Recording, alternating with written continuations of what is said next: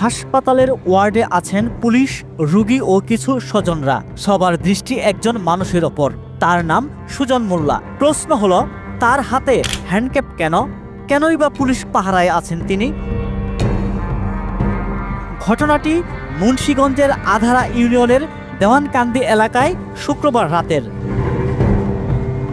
স্থানীয়দের অভিযোগ, পারিবারিক কলহের জেরে স্ত্রীকে কুপিয়ে করে স্বামী।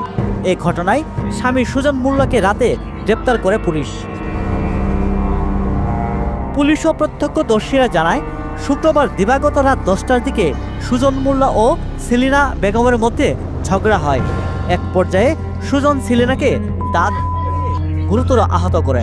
পরে স্থানীয়রা বিষয়টি মুন্সিগঞ্জ সদর থানায় অবগত করলে পুলিশ ঘটনাস্থলে গিয়ে নিহতের মরদেহ উদ্ধার করে। এদিকে রাতেই অভিযান চালিয়ে সুজন মোল্লাকে গ্রেপ্তার করে পুলিশ।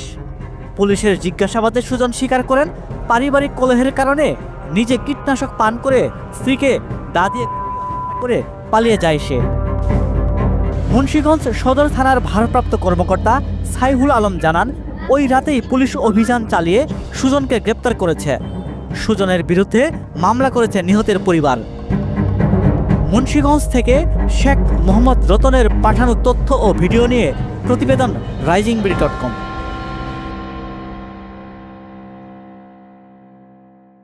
ওয়ালটন আবারও মিলিনিয়ার অফারে ওয়ালটন ফ্রিজ কিনে আপনিও হয়ে যেতে পারেন মিলিয়নিয়ার। মিলিনিয়ার ছড়াছড়ি দেশ জুড়ে, এটা শুধু ওয়ালটনই পারে।